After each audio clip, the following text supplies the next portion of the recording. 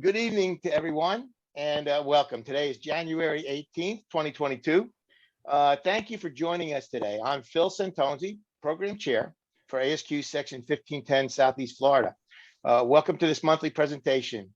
If you'd like to know more about ASQ 1510, please feel free to check out our site on the Communities tab of the myasq.org website. And you can also join our LinkedIn group, which is goes by the same name, 1510. The live event is being recorded, as you know, and I will upload this recording later to the ASQ 1510 YouTube channel. For those of you who are members of ASQ, you will receive an email, verifying the recertification units for tonight's session. But you can look on the myasq.org website for Southeast Florida and find the files of past meetings. So you may, if you're looking for past meeting attendance, you can find it there. During this presentation, I ask that you please keep your audio muted until we open up for questions. I would now like to introduce Steve Kramer, who is the section chair, and he may have a few words for you. Go ahead, Steve. So welcome, everyone. Yes, I'm Steve Kramer. I was the chair last year, and I've been elected chair this year, and it's my pleasure to work with our community. I'm actually at I teach at Nova Southeast University, and I'm also the student branch counselor there. So we have students that have now been on our board. It's a wonderful community that we're trying to continue to develop throughout ASQ, because our students, our young professionals are our future. So I want you all to consider that in everything you do and help us become better at that, not just here at ASQ, but in general, because our legacies are who we make it. So I want to welcome everyone. So I would like now to introduce our speakers and their presentation, Sailing with the Navigator, Organizational Cultural Assessment. Our speakers are Norma Krech and Alaa El-Halwagy. Norma is currently the board secretary and governance committee chair for the Sterling Council, which is a member of the Baldrige Alliance serving Florida and Georgia. She also co-chairs the Examiner Training Committee and leads the annual Sterling Examiner Training. Norma is an executive member of the Sterling International Board of Directors, supporting critical partnership activity between Sterling International and the Florida Sterling Council. She has over 20 years experience as an internal resource and external consultant applying organizational performance methods and techniques, including the Baldrige and the Sterling Performance Excellence Framework, Six Sigma, Lean, CMMI, and ISO quality management systems. Norma has worked with organizations across economic sectors and industries, including multi-level government agencies, healthcare, education, manufacturing, and more. She has served as a trainer and coach, examiner, and a lead in several Baldrige-based programs across the country and internationally. And her co-presenter tonight, Alaa, serves as a consultant, executive coach, subject matter professional in organizational culture and development, and a facilitator for several national and international organizations. He has over 25 years in engineering leadership, strategy, and broad international consulting. His work covered various domains of organizational effectiveness, performance excellence, operational enhancement, reorganization, and corporate performance improvement systems and redesign. Alaa has worked with organizations including key Fortune 50 companies in express delivery, telecom, oil and gas, government, and more. Alaa holds a BSc in engineering from the University of Cairo, Egypt, and an MBA and DBA from Florida International University.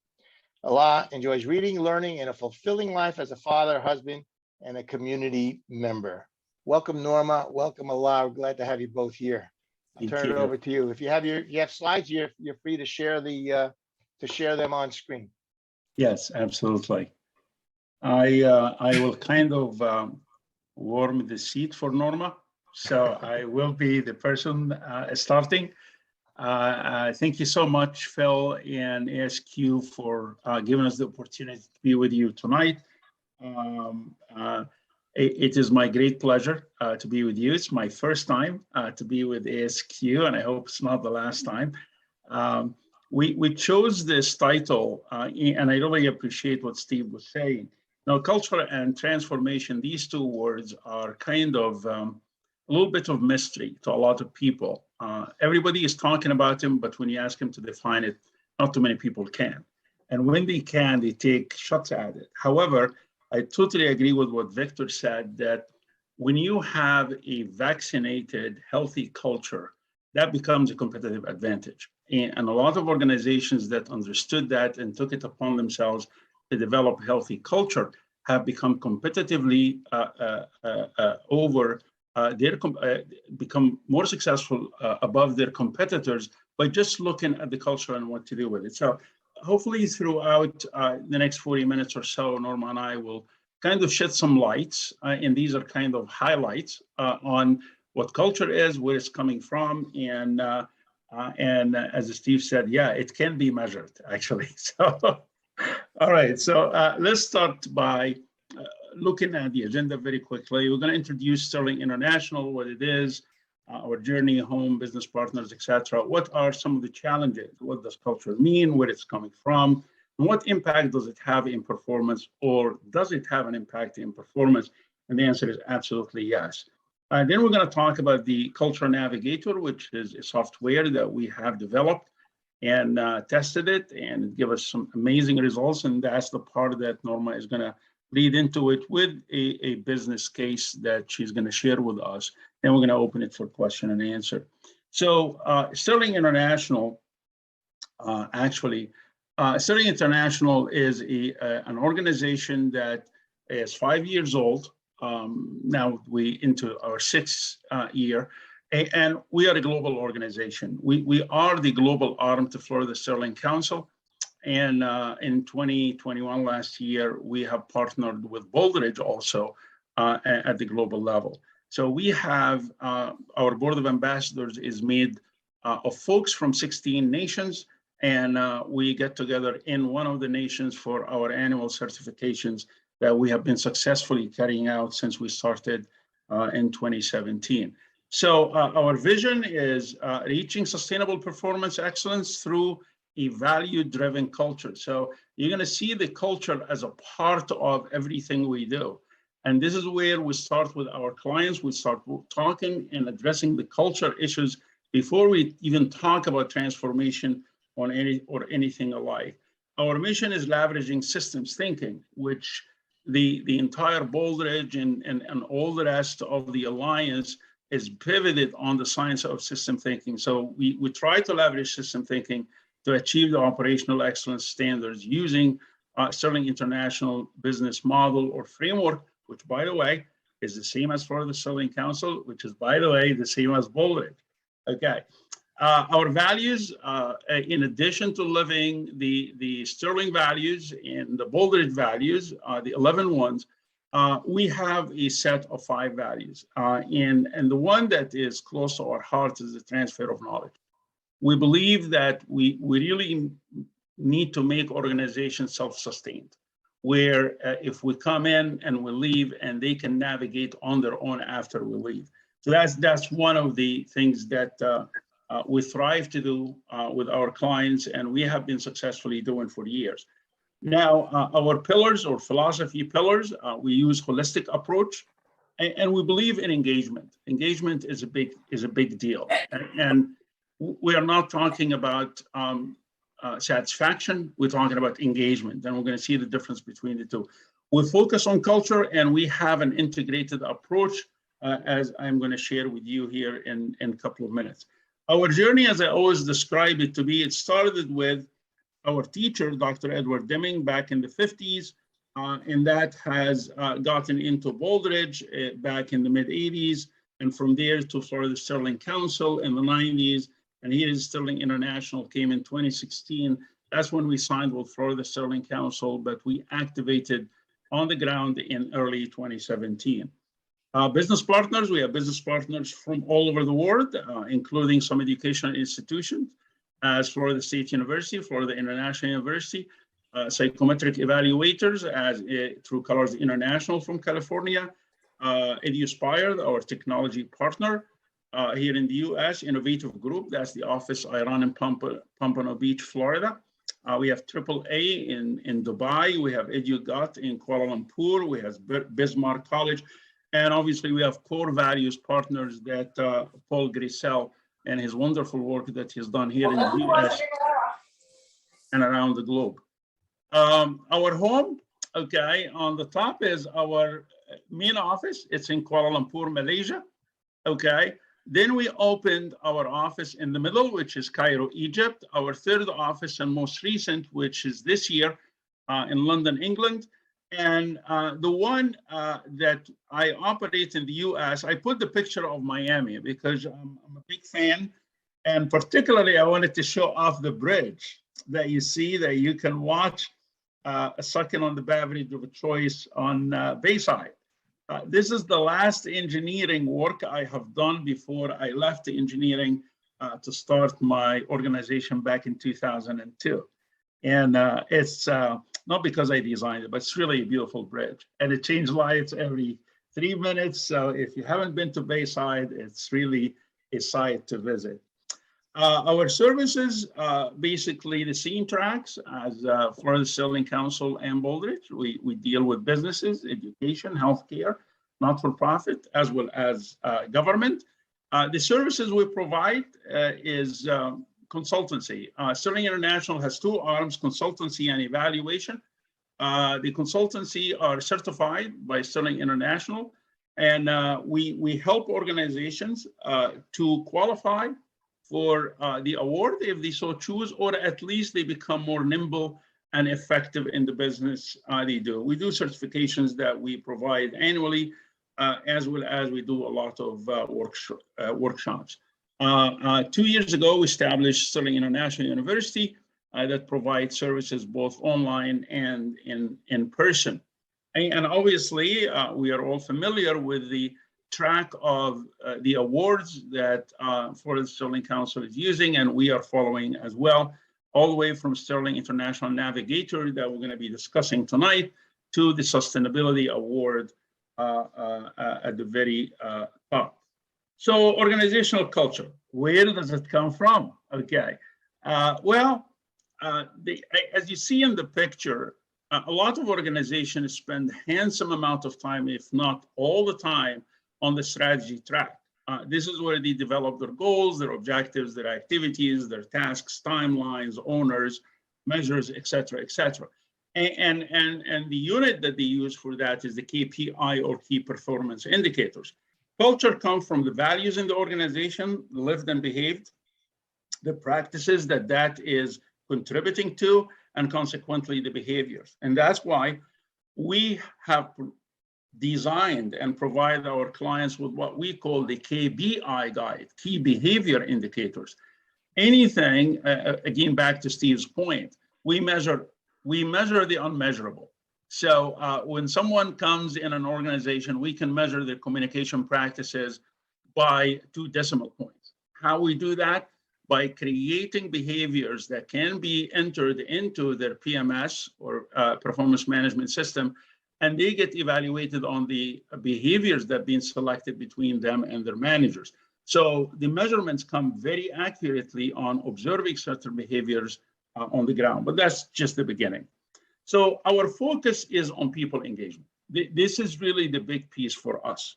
How we transfer the knowledge to them and how we create the culture through their engagement with us. Well, how does this really look like? One of the models, the last Sterling conference I attended was back in 2019. I think that was the last one in person. And there was a gentleman, I can't remember his name, but he was brought in from Disney to lead the Orange County School District, okay? And he has used the model of Disney that's called Magic. How to provide a meaning for every, what level of autonomy can we provide every job in the organization? It doesn't matter at what level. How can we allow the growth for each individual and team? And how can we show them very clearly the impact that they do every day with whatever they do, and how we create this wonderful connection between them and the person next to them, and that team and the team next to them. This creates engagement, and this is really what becomes the transformational mindset of the human element rather than the satisfaction. See, engaged workforce is productive workforce and satisfied workforce. Satisfied workforce, however, is happy workforce, but may not be productive. So productivity is linked directly to the level of engagement of the workforce. Sadly, the level of engagement measured on average in the US workforce now is below 35%. And that's really hardening, because when people are disengaged or actively disengaged, the likelihood of them adding value is not that much. Okay, so our integrated approach to get to where we need to go is all bounded and pivoted on and predicated on the culture that we create, but we have different tools that we use that help us get there. One of the tools is we partnered with ProSci, the Change Management Institute from Colorado, and it is, in my humble opinion and in my research, one of the largest change management researches under the sun. They've been 28 years in researching change in organizations, what impacted, and how to move the organization from the current state to the future state. Unfortunately, most organizations focus on the technical side, meaning project management office and how we build the strategies and what do we need to do for follow-up techniques. Very few people or organizations focus on the people side to allow them to embrace that change and adopt it and make it part of their daily life. That's where this model of ProSci or UTCAR comes in. How to create awareness, why change, why now, what happens if we don't change? How to create a desire for the change, what's in it for me? Everyone in the organization needs to know what's in it for them by undertaking the change that's being undertaken. And then and only then they will be open and willing to acquire the new skills and knowledge that will allow them to take that change and use it to get the organization to the next level. Knowledge and anchor it in place is going to be through the abilities, which is applied knowledge, basically. And most organizations may omit the last piece of the UTCAR model, which is reinforcement. How we reinforce the change, the new change, cemented in place, so it becomes the new way of doing business. Highly, highly recommend everybody, if you haven't already read the book UTCAR, is to buy UTCAR. It's an absolutely wonderful book, easy to use, easy to relate, easy to apply in your organization, and also at a personal level if you want to undertake any personal change. True Colors, we partnered with in California. I was talking this morning with Dr. Bill Burns, the president of True Colors, who was a very close friend of mine, and the former Secretary of Education in California in the San Diego area. And we provide our clients with these workshops that give them to enhance their communication system. Again, culture is about communication. How can we enhance communication? Not how to speak, but rather how to understand the preferred way of thinking and behaving of others by exploring their personalities. 15 minutes, all what it takes, the rest is application, half a day. A workforce can appreciate and understand how to communicate and connect with one another. Performance improvement system, not management system, rather improvement system, is a software we are working on right now that will help organizations connect all the facets of performance under one umbrella. It's systemically used, it's to identify and leverage the skills in the organization, and also tackle the OFIs, opportunity for improvements in any organization, and finally formulate action plans that can be implemented in the culture of the organization. We have partnered with Florida State University, and we represent them globally in their wonderful work of the Certified Public Manager. We have rewritten the program and call it the Certified Organizational Manager. And this is not a training program, this is a transformation program. And the purpose of this program is to select those who will become part of the transformation team in the organization and equip them with that toolbox that will allow them to take the knowledge that we leave behind and become the transformation officers later on. So we built an assessment, a rigorous assessment type and selection process through which we enter him into this certification with Florida State University. The unique things about this certification that it begins by identifying the strategic challenges, both strategic and operational challenges in any organization. We convert those into projects, and all the participants finish one level, and they work for 3 months on a project and a team to help the organization tackle one of those challenges. Okay, so the organizations invest in their people, one, enhance their leadership, two, dissolve their operational and strategic challenges, number three. We have applied this all over the globe.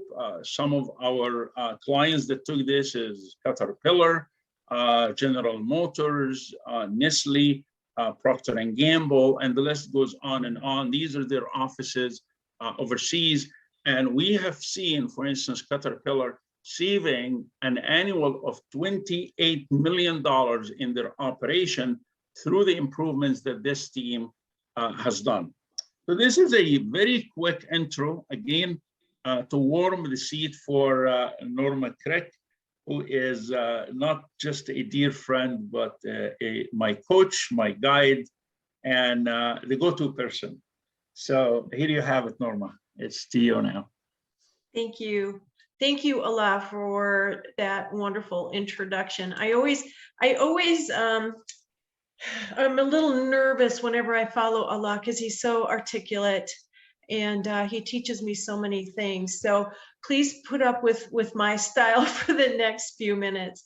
So let me talk about this Navigator assessment, the cultural assessment that Sterling International has put together and is executing throughout several organizations. And Alaa had talked a little bit about culture and being successful in organizations. And there can very well be just a very fine line between success and failure. And in many organizations, they're finding that that has to do with culture. I've been doing some research recently for some other purposes around the top challenges of CEOs in 2022. Culture constantly appears as one of those top concerns. And we probably all have worked in an organization at some time in our careers where we have looked at them and said, you know, this is an unhealthy culture that I'm working in. And so I've also taken a look at causes of the Great Resignation. And of course, a lot of labor shortage right now is based on several elements that started with the pandemic, from people retiring early and starting to be entrepreneurs and changing career paths and all of those sorts of things. But for those that are changing companies, that are actually leaving their organizations to go somewhere else, it's because of culture. That's the number one reason people are quitting their jobs. It's not pay, it's not benefits, it is culture. So culture is becoming more and more important to organizations and a larger challenge for organizational leaders. So Alaa had talked about transformation, and this whole model is around transforming culture. And so it takes a look at communication. And communication, it's interesting. I've worked for communication companies. And I will tell you that they didn't do any better a job than anyone else that I've seen when it comes to their own internal communication, because they're focused very externally. But communication of what is expected, when do things need to be done, is always key. And organizations seem to always struggle with communication and how do we really get the message articulated and get people to act on that message. Knowledge, and Alaa had talked about knowledge and transformation to knowledge.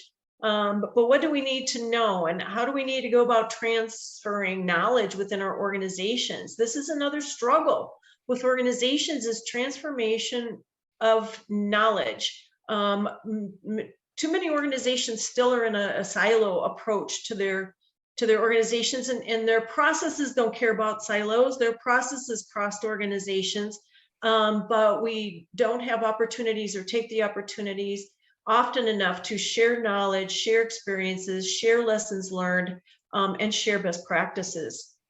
So that transformation of knowledge and accountability. taking a look from senior leaders down to every individual in the organization. And what they want to know is who's going to do it, what are they going to do, when do I need to do things, how much do I need to contribute, and being able to really understand the level of contribution in the actions that we take. Innovation, different than continuous improvement. And how do we know when we need to innovate? What does innovation actually look like to our organization? Innovation can be different from a high-tech company to an organization that is family owned or privately owned. So what does that look like and what does it mean? How do we actually put together an innovation process? Continuous improvement is a process. Innovation has its own process. And innovation introduces additional risk to an organization. And so it requires its own process with many points of go, no-go decisions along the way, and much more focus on risk management. And what are the goals to actually be achieved through innovation and breakthrough? And innovation is really that breakthrough, meaningful change that affects our stakeholders in a desirable manner. Yeah, and culture is like the wind. You know, we don't see it, we don't feel it, we don't see it, and we don't touch it, but we certainly feel it. And so it's based on expectations and values. And values are behaviors, and behaviors can be observed, and therefore behaviors can be measured. And so again, back to that question of how do we measure culture? It can be measured. And it's based on cultural change. And based on the cultural change, our outcomes of our organization's key measures will be improved when we have the proper and desired culture for our organization. I'm going to take a minute and just go through this roadmap of what takes place with organizations. So we do a diagnostics phase, which is the execution of the cultural navigator. Colorization is that true colors concept as well. And of course, really getting in with the organization and understanding it and meeting with people and talking about what these results are and what they really mean to the organization. Preparing for transformation is those transformation ambassadors that Alaa had talked about, and how do we select those people? Because the whole thing is about getting this embedded in the organization. And what our job is at Sterling International and in the consultancy side of things is really to be able to have the organizations become self-sufficient, take on this knowledge and practices, internalize it, and make it their own. Of course, developing change management plans, because we have to have something that's going to provide the roadmap from where the organization is to where the organization wants to be. And that all has to be aligned with stakeholder needs and expectations. Then there's that actual execution.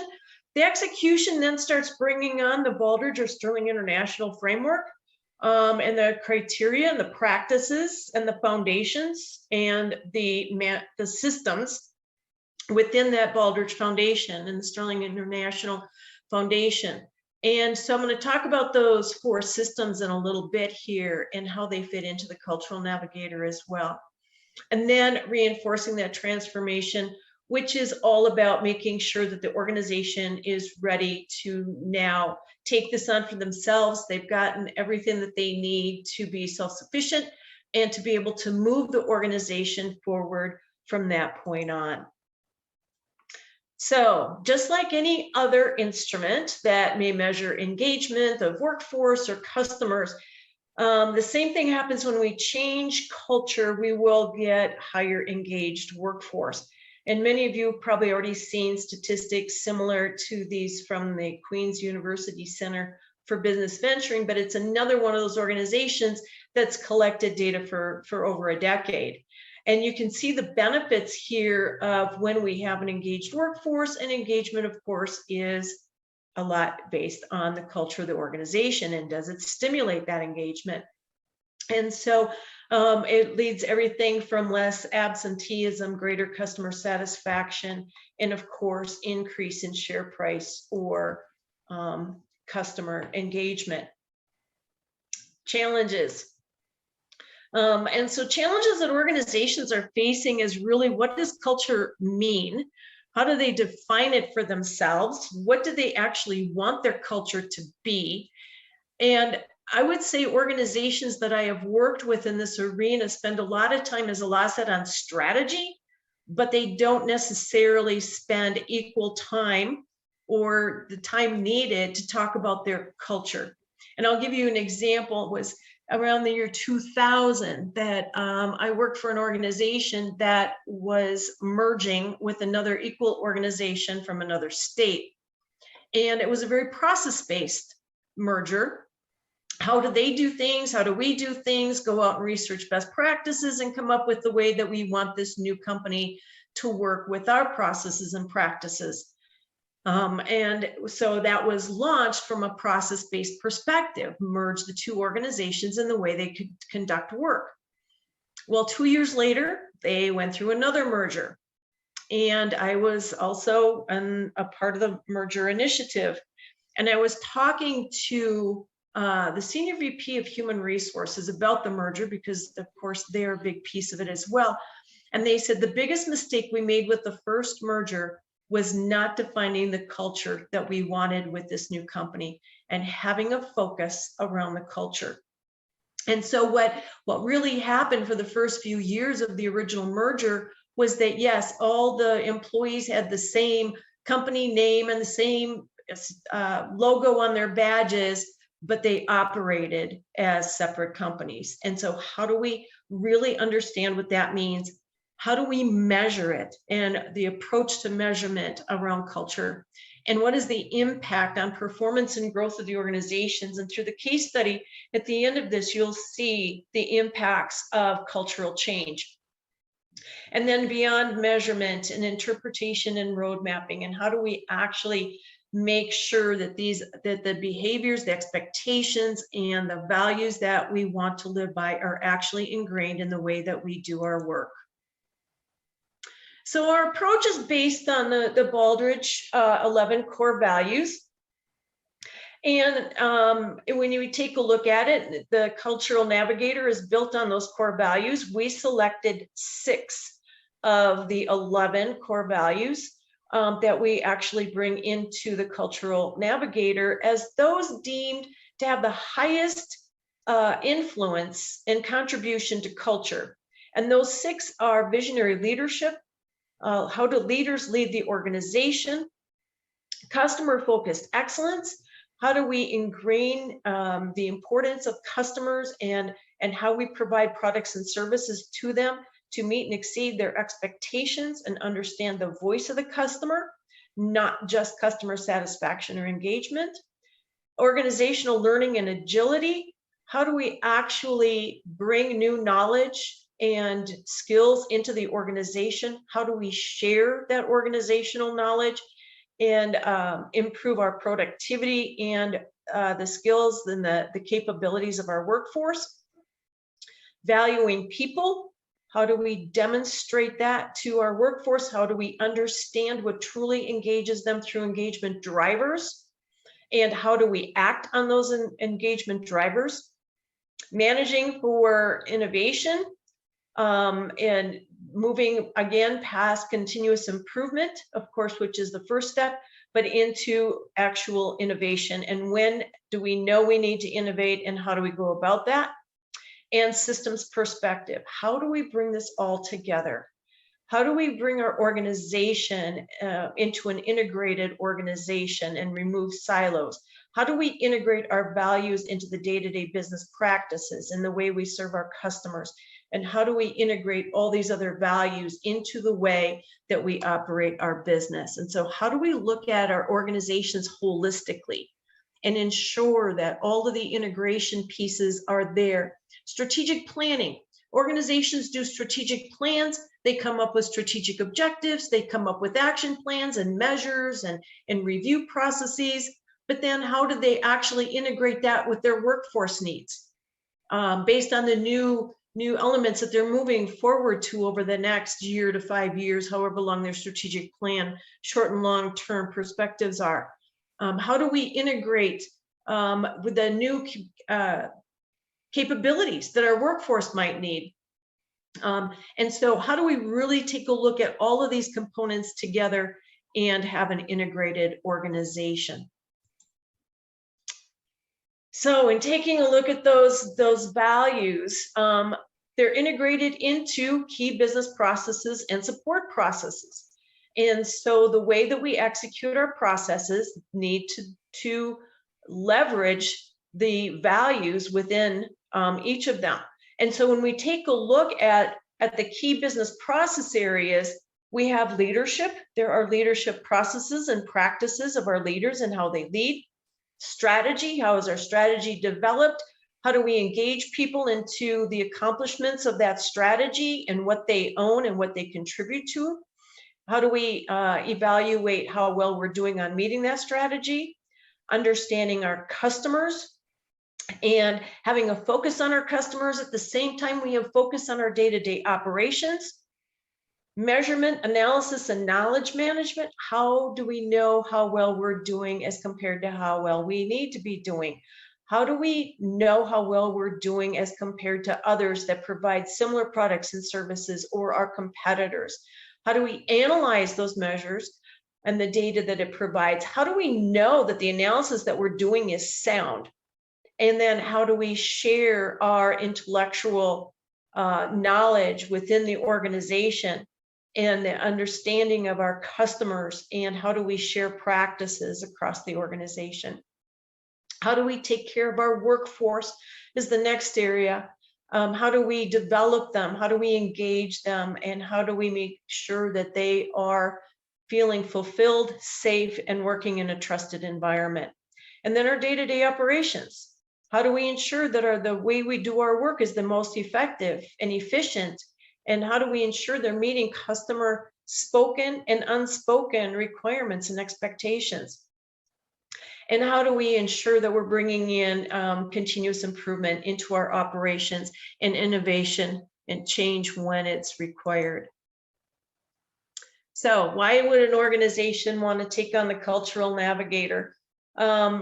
It's a simple survey process to start it out. It has 46 key behavior indicators and associated questions that we ask within it. It takes about 20 minutes to complete the survey. It does rank from strongly disagree to strongly agree on a 5-point scale, so that we can take a look at where the various components and segmentations of the organization as they desire the survey to be taken, how we can start to collect the base data that is needed to really come up with where are they at in the maturity of their culture, and where their strengths are and where their opportunities for improvement to get to their desired culture lie. So let's take a look at it from a values perspective real quick. So what happens is when we obtain the results from the Cultural Navigator, we evaluate the mean based on the 6 values that I mentioned a little bit earlier, and take a look at the base maturity level based on that mean as to where they're at, just strictly from the responses. But it doesn't stop there.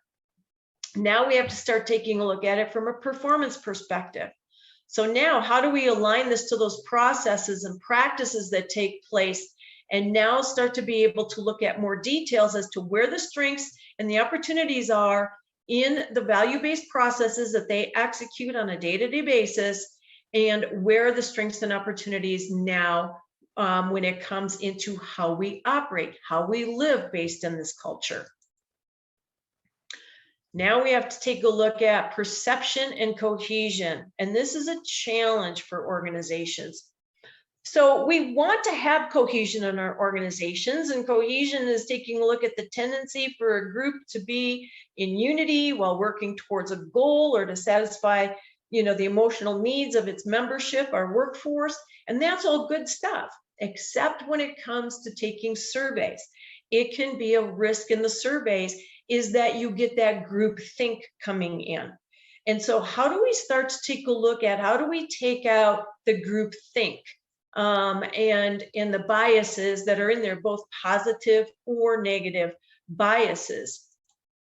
And so That's taking a look at starting to look at some of the risks. And the risks, and this you can take back for any survey that you may execute in your organizations. So you have those biases, you have the positive and you have the negative biases. There are people that when they respond to surveys are always going to look at the good side of things. And there are people that are much more critical. And then there are those people in the middle. And so how do we actually determine the amount of bias that has been placed into the responses of the survey results? And that's exactly what the Cultural Navigator does. And don't ask me how, please don't have a question on this one at the end, because I am not smart enough, and we have somebody who knows how to do this and all the statistical work behind it to drive that out so that we can level set the data and the responses. We have systemic risk, just in the way the surveys are executed, where people's mindsets are when they take the surveys, how long it's out there, all of those sorts of things. Reaction to an event, if something has recently happened that either made people happy or upset them, that is going to influence how they respond in a survey. Lack of understanding of the purpose of the survey, what's going to happen with the results of it, and also even getting down to understanding what is it really asking me when it asks me this question. And so how do I respond on the scale of options for a response? Long surveys have their own issues in that people actually can get survey fatigue. This can happen from having too many surveys being pushed out in an organization or to our customers in a short period of time, or that the survey is so long that people just start getting very lackadaisical in the back half of the survey just to fill it out and get it over with. And then if we don't have the right sample size, or if we have bad samples that we are pushing surveys out, all introduce risk into the responses that we're going to get and the validity. I'm just going to show this diagram real quick because this shows you how we don't just take from the Cultural Navigator the actual responses and just say, okay, on a scale of 1 to 5, here's the mean for this question, and this is how it applies to the organization. They are actually taking a look at through those negative and positive biases and the probability of them, and how can we unmask them to be able to give the organization much more valid responses back as to where their level of maturity in their culture is, in their desired culture, and in the recommendations and the work to move forward to close the gaps. So let's take a couple of minutes just to take a look at a business case that was executed through Sterling International. It occurred from March of 2017 through December of 2019. And the organization is called BIG. It's Bayut Investment Group, located primarily in Kuwait City, Kuwait. They are a large investment holding company that has about 7 different subsidiaries, everything from manufacturing. They have retail, real estate, construction. They do outsourcing of HR services. They have an education leg as well. They also operate in Qatar, Bahrain, the United Arab Emirates, Jordan, and Morocco. They are an organization of over 10,000 employees, so it's quite a large organization. So they started out by doing a Navigator survey, again, the scale of 1 to 5. What's our organizational maturity? And unfortunately for them, in almost all aspects, they demonstrated that they are very reactive. And so most things were either scored a 1, or they were in some areas just at the beginning, where they are starting to have some alignment of tasks, but they really haven't gotten into a process orientation. Therefore, they were reactive. They didn't have measures in place. And of course, there's no opportunity for really understanding innovation. The ProSci change management model was used, and that also validated the results from the Navigator. In the responses came down as level 1 through that instrument as well, that they were either ad hoc or absent and having change management applications. So it started by taking a look at the different systems within the Sterling International Framework. The first system being the leadership system. And the leadership system is all about how do leaders lead? What does that system of leadership actually look like? And as we develop our leaders, how do we actually improve the leadership system within the organization?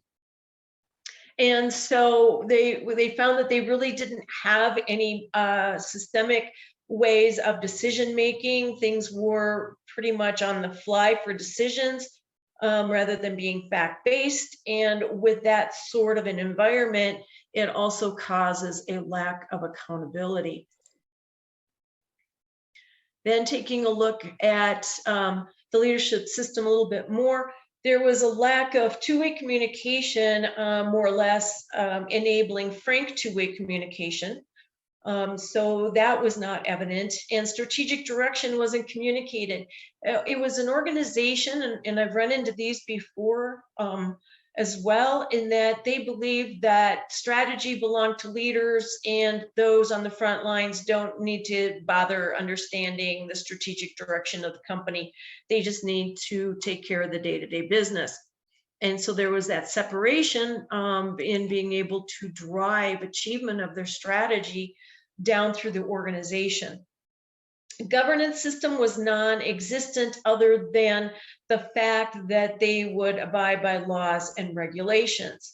But as far as having policies and procedures and performance reviews of its executive team or its senior leadership team, none of that was in place. Work systems. The work systems are those systems that are chain of processes throughout our organization that need to be integrated and aligned and have common goals. And there was little strategic direction and very little alignment. So people were scattered and doing things much more on an individual basis. So there was not that continuity. The understanding of customer-supplier relationships within the organization didn't exist. That when I am providing something to another department, they are the customer and I am the supplier. And there are times when I am the customer and someone else is a supplier. And having those internal understandings of internal customer requirements, expectations, even the concept of service level agreement type of things was not there. Processes were much more ad hoc. And of course, the organization actually relied quite heavily on suppliers, but there was really minimal supplier management in place. And so because of where they were at on the maturity of those other areas, the concept of a performance improvement system, reviews, measures, priority setting for improvements was really not on the radar at that time. Measures were primarily financial, right? All roads lead to money. So let's just take a look at our sales and our profit margins, et cetera, without taking a look at customers, workforce, day-to-day operational measures as well. So how did this all end up? After 36 months and going from understanding their culture, bringing in the practices that they need to change their culture, therefore their processes, having systems in place such as leadership systems, governance systems, performance improvement systems, they doubled their profits after 14 months and they doubled them again after 16 months. And because now they have risk management and change management in place, they actually avoided about $14 million in risk that could have hit them had they not had those practices in place. In customer focus, taking a look at that in 2017, they didn't really have a way to measure or take a look at their customer satisfaction data. By 2019, not only did they have a measurement system in place, but you can actually see the results that they got through understanding the satisfaction of their customers, understanding what that data meant to them and to the practices, and changing their processes and educating their workforce on a customer-focused culture. And so they drastically improved from a baseline of about 58% up to 75% on their customer satisfaction. Workforce results was also the same in 2017. They didn't really take a look at their workforce engagement, but by 2019, you can see that they're in the 80% of being satisfied. And so with just overall satisfaction, with motivation, running at 85%, from an organization that didn't have good communication, that didn't align to strategy and contributions. And from an engagement perspective, they were actually at 89%. So their product and service results also improved because they were an ad hoc organization and didn't have processes and practices in place. They didn't have governance in place.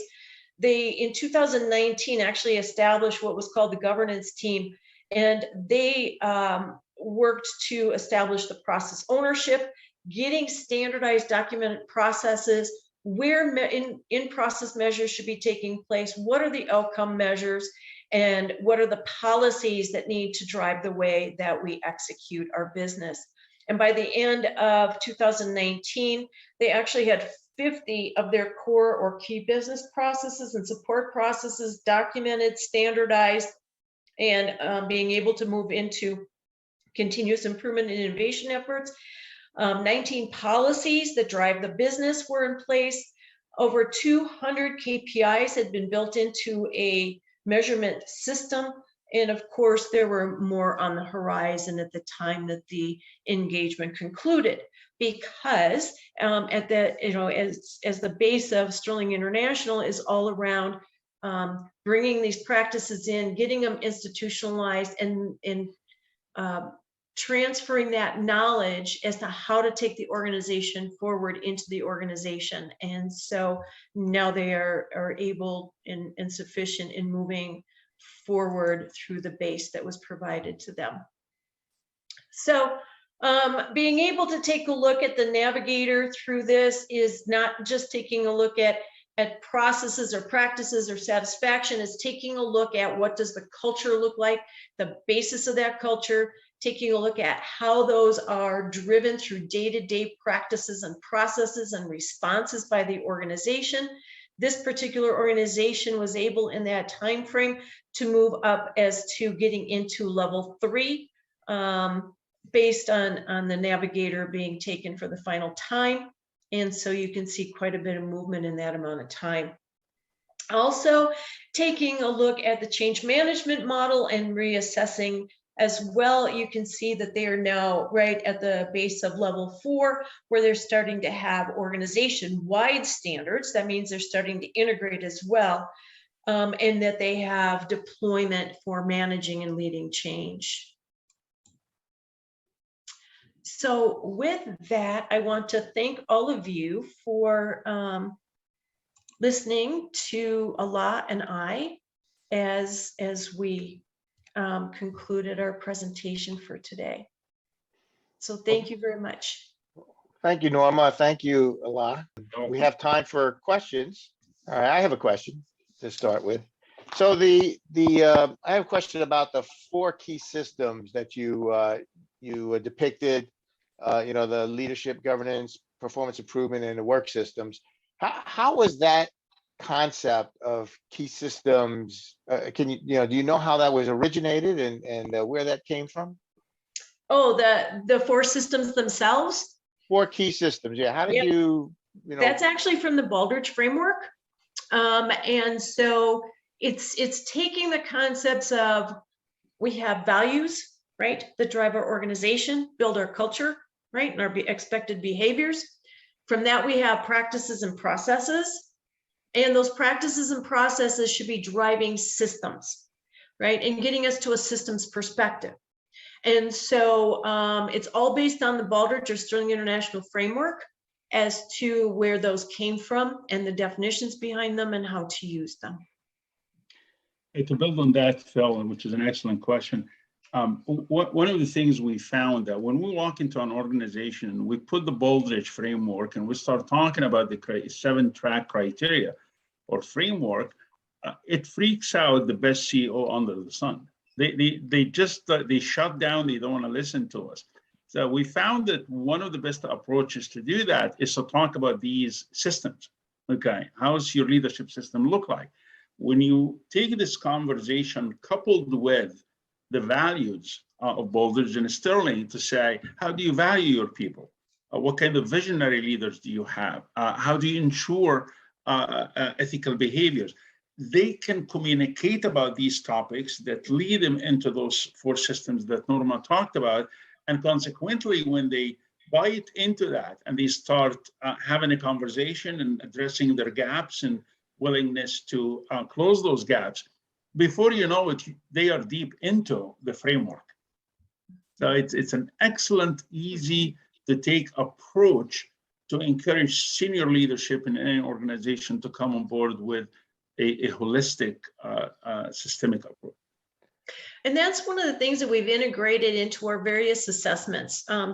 The Sterling Council, as well as Sterling International, that prior to site visits, we actually have a session with the senior leadership team, and we ask them to describe those systems.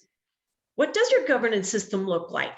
They can talk about that. They can talk about their board structures or the way they evaluate their leaders and the way they bring those and develop them and bring that back into their organization and the differences that it makes. They can talk about those things, right? It's at their level. Yes, and so when in the case that you discussed there with a big company, a big holding company, what I think was the name of it, is that how you convinced the leaders to take the steps that they did to get to the point? I mean, what, you know, I'm sure you see them, and I know I see them a lot. The leaders are just not. They may talk about being interested in improving the company, and so on and so forth, but they don't necessarily always do that. They don't always necessarily take the steps that they need. How did you convince them, or how did they become convinced that that was what they really needed to do and move forward with that? They had some growing pains. So to begin with, they know that they needed help. Okay. But they didn't know to what level. In fact, one of the questions in my interview in 2016 with the group CEO, I asked him, how would you define your organizational culture? He said, and I quote, second to none. Okay. This person, by the way, just to give him credit, he has his bachelor from London Business School and he has his master's from Harvard University. So he's not your average person. He is a shrewd businessman, and he knows business. He was profitable, and as they say, good is the enemy of great. So if you're doing well, why to bother? But he was always striving for finding a way to run his companies through a scorecard while he's enjoying his time in the Riviera Beach. You know what I'm saying? So the combination of him looking for a non-traditional solution and the feel of a pain for growing and their desire to sign more of US contracts, because they are one of the favorite providers to the US military. They look after our folks in uniform. So they have the largest military base outside the United States to look after. So having all these challenges around them and the desire more of what they are doing got them to listen. In fact, it was an open dialogue between them and almost a dozen of organizations globally that we were part of that dialogue. And they started screening these companies till they got to 2 organizations, one from England and us. And the one from England was using almost similar, which is the FQM model. And we were using the Sterling Baldrige. And it came down to one thing that was a differentiator, that we had practical solutions. We were consultants that we know how to get results. And we showed cases of what we have done in the past. So it wasn't really like a theory thingy, or we got engaged in evaluations. No. We have made it happen with organizations. And we were talking with Convection, and we were able to address their concerns that came about two things. And I was really, I meant what I said. One, a conversation about how are your leaders? How do they evaluate people? How do they converse with one another? How do you conduct your executive leadership meeting? How long does it take? Well, to our surprise, it used to take 6 hours every month. And we're able to bring their meeting down to less than 90 minutes. In fact, we designed a software that will help him calculate the cost of the meeting every minute by the minute in the meeting. There is a display that shows time versus cost. And that cost is coming from how many people are in the meeting, their positions, their anticipated productivity index, and all that good stuff. So all these little things, as we were introducing it and talking about it, that we've done with other organizations, got their attention. So we spoke a simple language that they can understand. And I walked in and we put the framework on the slide, which we have done that with other companies, and they showed us the door. We would not get anywhere with them. But we had a conversation about those leadership systems, governance system, through series of questions that are taken from the criteria. And that got them to say, you know what, let's try this. Okay, you have something, let's look at it.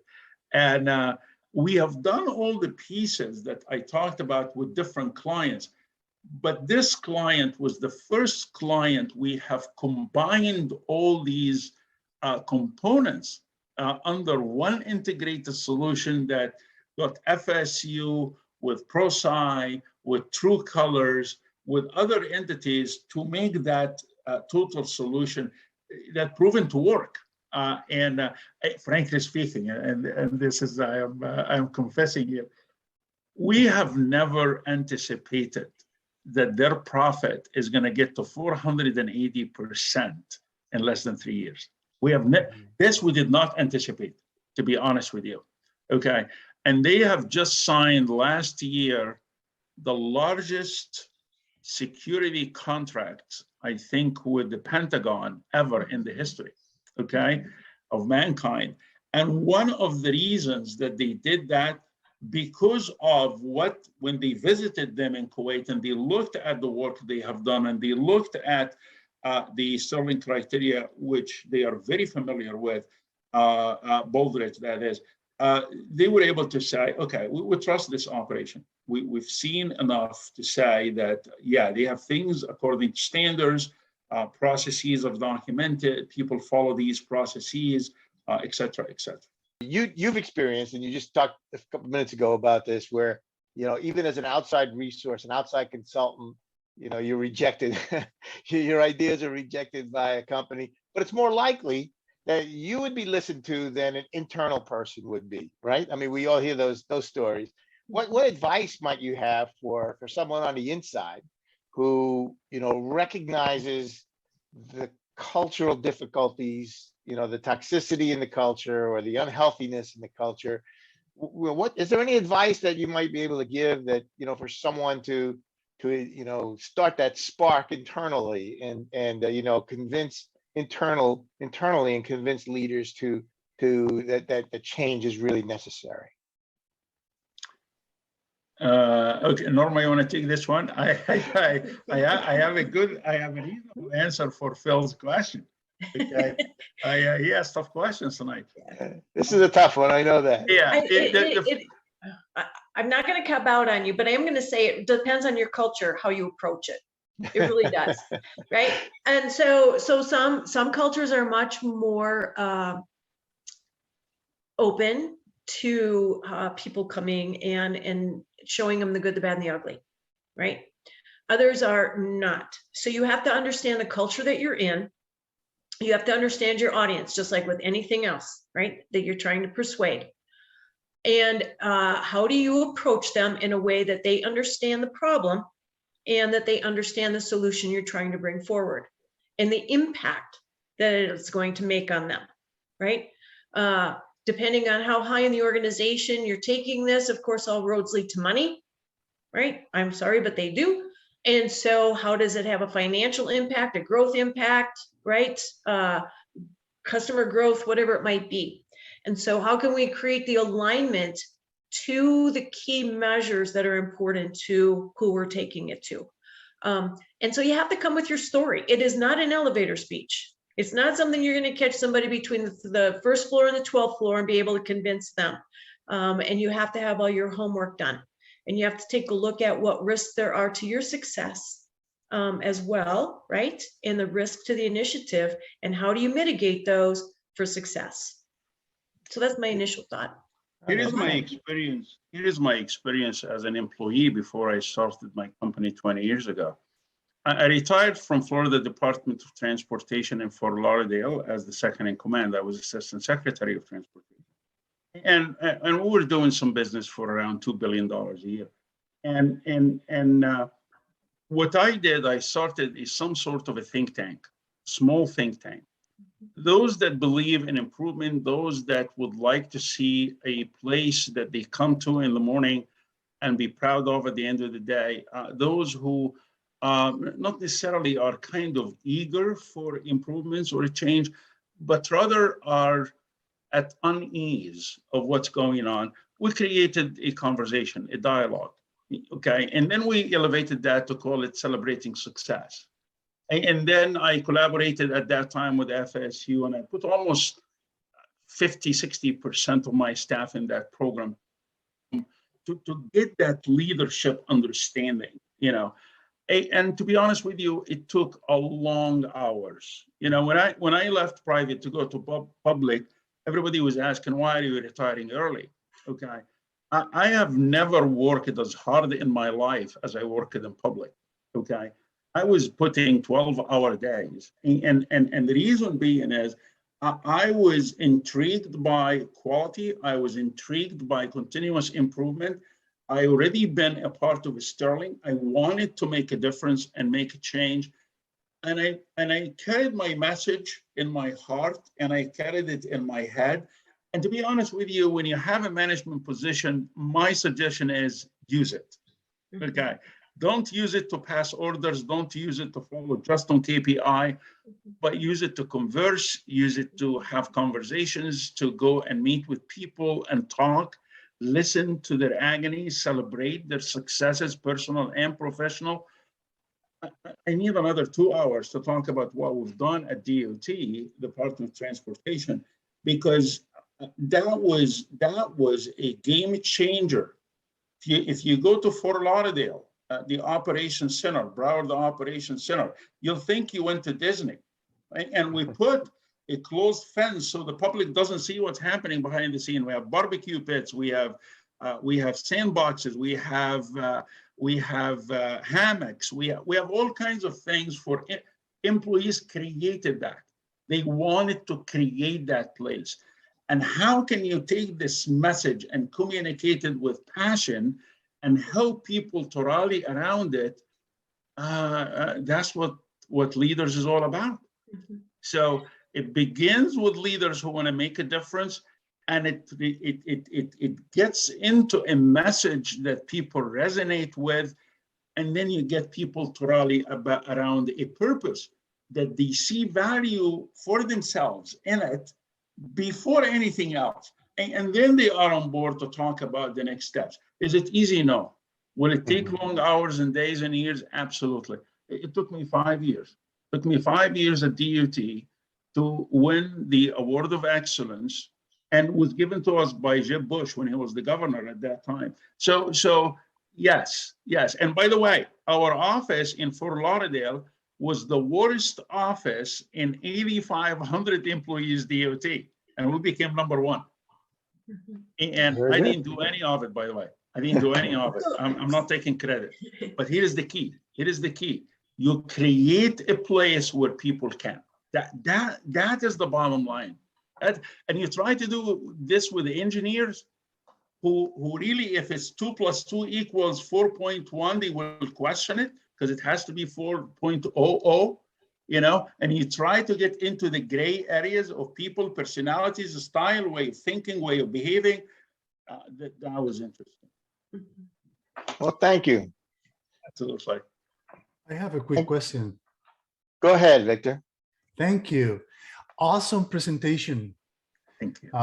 Yes, I mean, I enjoyed it very much. Great. The content, absolutely. Quick question, and forgive me. I mean, it's very easy probably for you to answer this.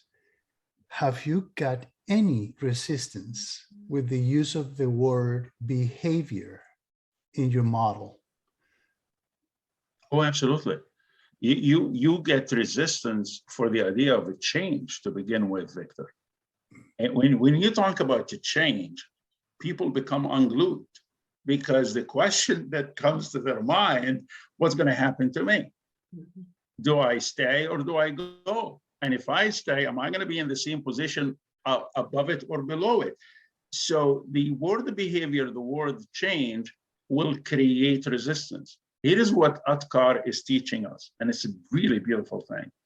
Your job as a leader is not to dissolve or to eliminate resistance. No, that's not your job, because resistance will always be there. Your job is to know how to manage it. How to manage the resistance so it doesn't come on the way of the change.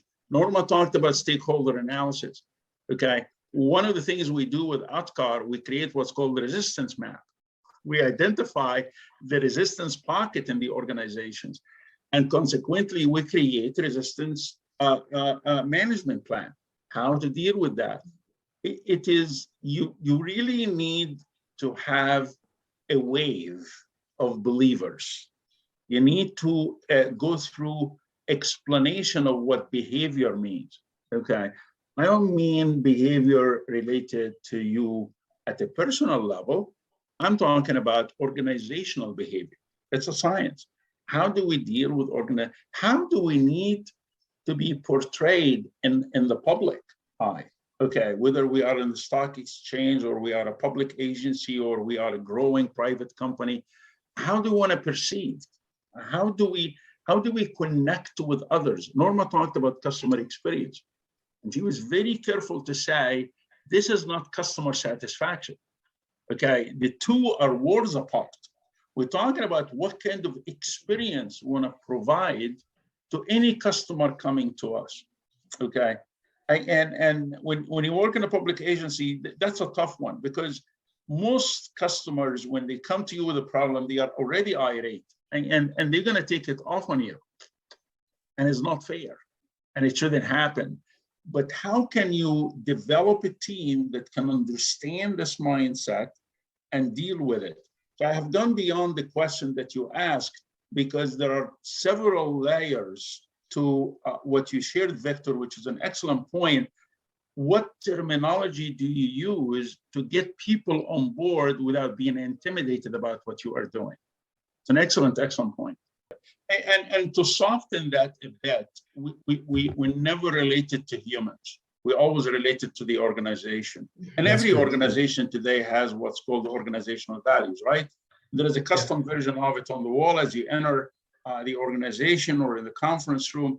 It's a question of how does any organization live those values that are custom on the wall? And that is the struggle that most organizations have. And once you focus on the key behavior indicators guide, it becomes much easier to absorb, much easier to relate to, particularly if it becomes part of your performance management system. You Thank get you. evaluated on your key behavior indicators as well as key performance indicators. Alaa and Norma, thank you again very much. Thanks for joining us with your presentation tonight. We appreciate that very much.